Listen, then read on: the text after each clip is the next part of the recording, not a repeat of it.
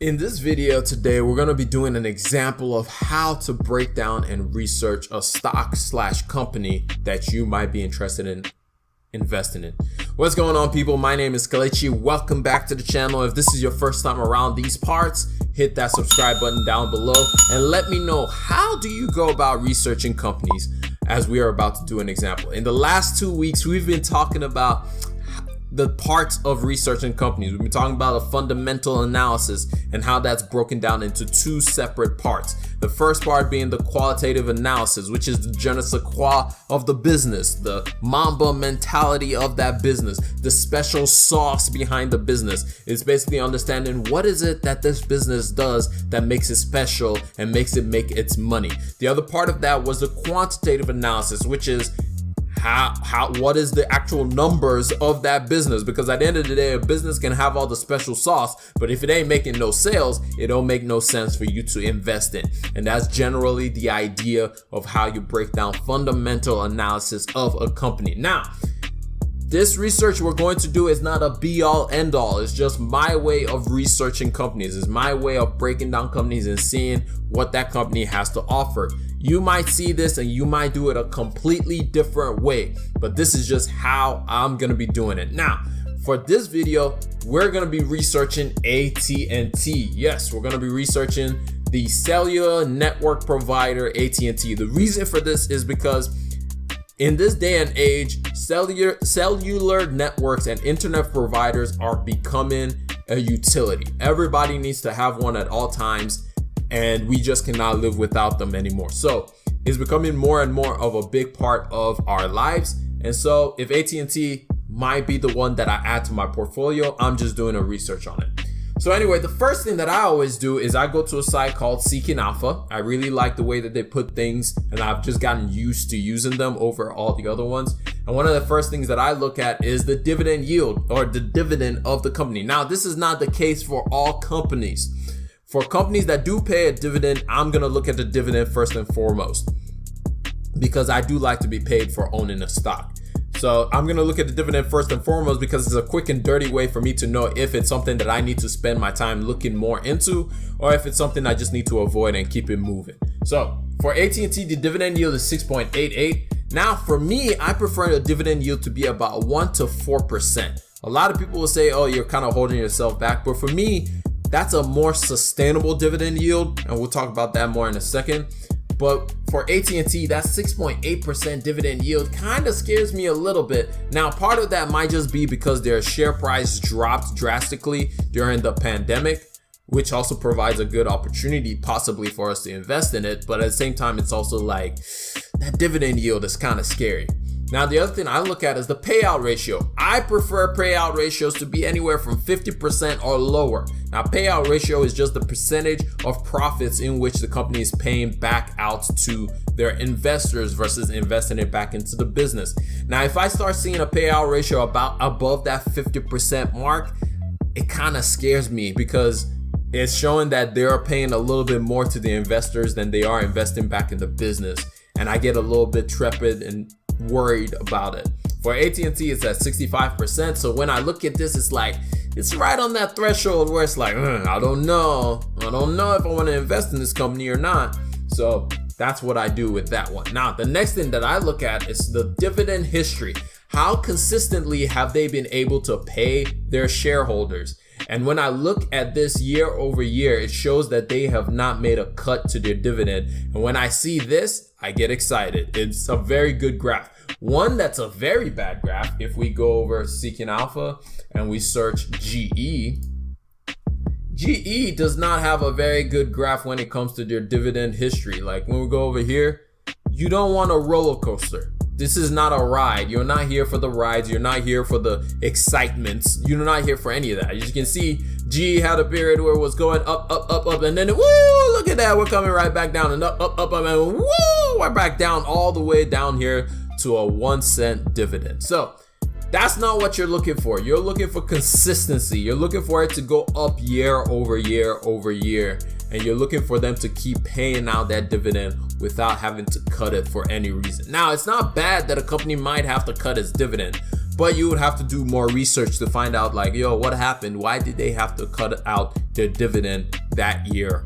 So anyway, moving on from there, the next thing that I'm gonna do after doing my quick and dirty of just looking at the dividend scorecard is I'm gonna start looking at the annual report. So for AT&T, I'm just gonna search AT&T 10K, and that will pop up. And I'm just gonna click the first one, which is their website. Now, of course, you can also bring up the 10K in the Seeking Alpha website, but in this situation, I'm just gonna do it this way. So I'm gonna come here and go to their annual reports. Is the one thing that I care about. I'm gonna click the latest one, which was from last year. And this may look like a lot. It may look like, oh man, this is a lot of stuff. What am I looking for? How am I gonna determine all this stuff?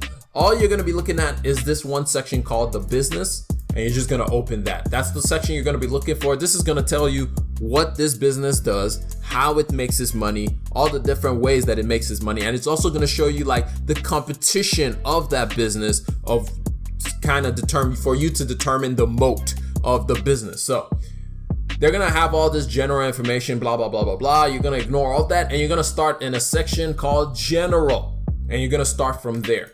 So for AT&T, it talks about we are the leading provider of telecommunications, media, technology services globally. And from that, we have reported segments as organized below. So this is basically the general idea of how AT&T is broken down. And AT&T is broken down into three main streams of revenue, or four main streams of revenue, excuse me. The first one is their communication segment.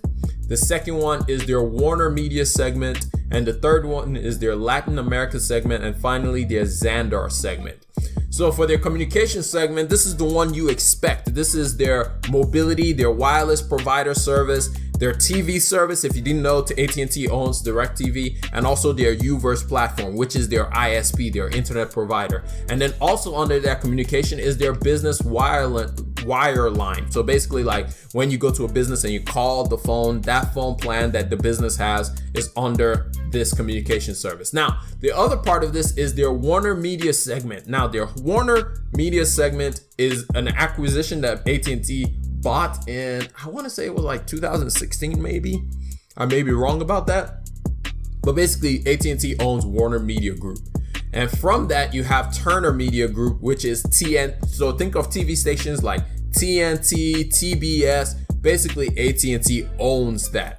And then from there, you also have their home box office, which is basically your pay to stream services, your basic TV services, your premium pay TV services, those kind of over the air services that they provide to people who have their TV services, those kind of things. And then of course they have their Warner Brothers Media division under that Warner Media division, which basically hosts all their filmmaking, all their TV products, all their HBO products, all their gaming products, those kind of things is hosted under that. And then after that, you have their Latin America segment, which is basically they provide service in Mexico, and they also have a streaming service called Vrio in Latin America and the Caribbean. So that's the other part. And then the final part of their service is the Xandar service, which is an advertising service where, as they say, these services utilize data insights to develop and deliver targeted advertising across video and digital platforms. So that tells you generally everything that AT&T is invested in and everything that AT&T makes money from. And then you can see a quick breakdown of how they make their revenue. If you scroll down in this, they have their revenue breakdown. This is how they make all their money, and you can see how it goes down. Now, this is a quick view of you to look at, okay, what have they been doing year over year? Are they making more money year over year? Or are they losing money year over year? And you can see like the divisions that are losing money or the divisions that are making money. In the case of AT&T, the divisions that are losing money, every one of you should say it with me. Nobody wants DirecTV or cable services anymore. So as you can see, that shows up right there. Their communication service, which DirecTV and Uverse falls under, you can see it year over year is declining because less and less people want to pay for cable. So, but on the other side, you can see their HBO Max service with their Warner Group keeps increasing. It keeps doing really well. It's becoming more and more of an important factor of their business. So that's very important to note. And then finally, you can also see on here the equipment. Equipment is basically like, let's say you go to an AT&T store and you buy your cell phone from the AT&T store, but you don't pay cash for it, and then they can finance it for you. That's the equipment cost. But nowadays, a lot of people are keeping their phones for longer, which is costing them money. So you can see the slight decline there. That's something to keep in mind, or I should keep in mind as somebody who's looking into AT&T. And then finally, the next thing you're gonna look for is the competition section to know just how big is their moat. What is the segments that they all have to defend against? Some of the key things they have to defend against is, of course, as a wireless service provider, they have to defend against companies like Verizon, companies like T-Mobile, those kind of companies. And what are they doing to defend against that? The other thing is their media group with their launch of HBO Max and all those services. How exactly has that been performing, and will that perform? And who are the competition in that space? You have Amazon Prime, you have AT&T, you have Apple TV, you have Disney Plus, you have Netflix, so you have Hulu. You have a lot of different competition in that area. How well has AT&T positioned themselves to be able to fend off those attacks? That's something to think about. And then finally, advertiser. Remember that Xandr aspect. They're competing against Google and Facebook, which are the two largest ad dominance in the entire space. And so how are they defending themselves against that? That's why you read the competition part of this. Now, after you do all of this stuff and you read up about all of this, see how quickly you can research these things. It's not that far, it doesn't take that long. The next thing you're gonna do is now looking at the quantitative, looking at the numbers and cents, looking at the dollar figures. And for me, the first thing, I'm just gonna go back to Seeking Alpha, and I'm gonna go to here, the financials, and I'm just gonna do a quick look. This is gonna be a very quick look of how I look at it. First of all, I look at the income statement. I say, what are their revenues? Okay, is it increasing year over year? Cool. And then after that, I go to their operating income to make sure that they're actually making money from their operating business. And I look at it, how is it doing year over year? Okay, cool. Generally, it's increasing. They had a slight problem. I'll have to research more about that. And then after that, I come down here to the net income. Are they actually making money at the end of the day? Because you can be generating income from your operating expenses, but it doesn't mean that you're actually making any money. So we look at the net income. Is it increasing generally? Cool. And then there's an asterisk right here. I have to figure out, why is that asterisk? So that's what I'll do for the income statement. The next one I'll look at is the cash flow, because I want to see how much money do they actually have on hand to be able to support the business. So I come in here from the net income and I compare it. Basically, I come down and I look at the net cash change. Do they have cash on hand? Have they made any purchases that may not allow them to have cash on hand? And then the next thing is the balance sheet. What kind of debt are they putting themselves in? Are they looking at in a good position debt-wise, or are they in a bad position debt-wise? And you're just basically comparing their assets versus their liabilities. Current assets just means anything that they owned in the last year, and versus long-term assets are things that they've always owned and will own in the future to come. Current liabilities is the same thing, basically the last year versus in future to come. So you're just gonna compare everything in total to see how are they doing in general. So current assets, $54,000 for $54,760 versus their current liabilities, which is $68,000. Very questionable, but it's okay. And basically you just compare those two things. So, and then you also look at like their total assets, which is something I like to look at, total assets versus their total liabilities. Now comparing those two numbers, for AT&T, they have enough money to pay all their debts, which is what I want to see. I want to see a asset to liability comparison ratio of about 1%. But basically, this is how I break down and research any stock. It's very, very much a quick and dirty 15-minute thing. If there's something that I see that might make it more questionable, I'll do some more research on it. But generally, this is how you would go about researching a stock, but more importantly, researching a business. I hope you guys learned maybe one or two out of this entire thing that I did. I hope it wasn't too much information. Let me know down in the description, were any of these things useful or helpful to each and every single one of you? Is this a good thing that I should do more of, or maybe not do more of? because this video was extremely long. Do you care if the video is more than 14 minutes?